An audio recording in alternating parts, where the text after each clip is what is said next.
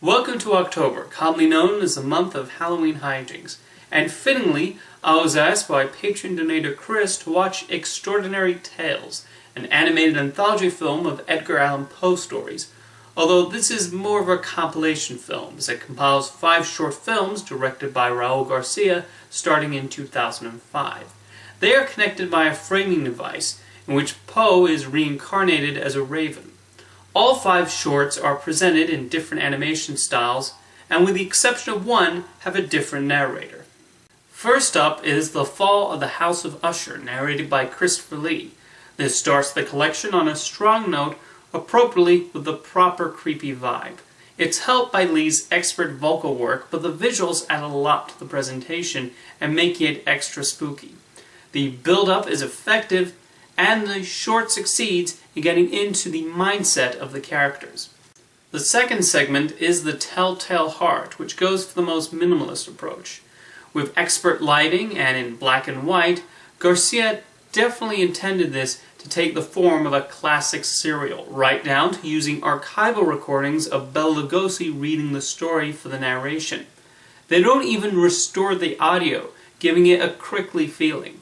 This is one of the most famous Poe stories, how it plays into the average person's fears of our secrets being discovered, and this short portrays that effectively. I think this is the best short in the package, but unfortunately the others fall a tad short of reaching the peak of the first 2 segments. The facts in the case of Valdemar, narrated by Julian Sands, is done in almost a comic book style, but it's surprisingly dull, falling short of the necessary suspense needed for this story. Guillermo del Toro narrated The Pit and the Pendulum, the least visually compelling of the stories, as Garcia opts for that computer-animated look that falls a tad too much into the uncanny valley. This also wasn't adapted in a particularly interesting way, as we mostly focus on a man in a prison cell, and I never found myself captivated with his story. It doesn't help that I found the rats more entertaining. The Masque of the Red Death is the only short without narration, but you know what it does have?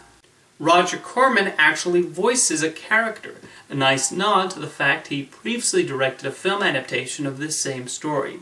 This one is computer animated, with some shading to make it look like a painting, but I feel it could have done a better job of exploring that these characters are hiding out from the plague. But overall, it tells the story suitably enough, but not in a way I found particularly memorable. And that's the disappointing part of Extraordinary Tales.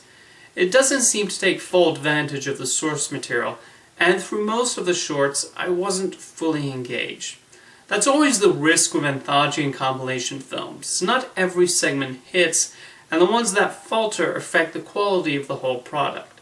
For example, New York Stories has 2 great segments directed by Woody Allen and Martin Scorsese, but the one Francis Ford Coppola made doesn't work at all. Except it's even more odd in this case since all the segments were directed by the same person. I guess you're wondering, like I did, why arguably Poe's most famous story, The Raven, wasn't adapted for these shorts. I assume he felt these were more important stories to tell. Or The Simpsons already made the quintessential animated adaptation.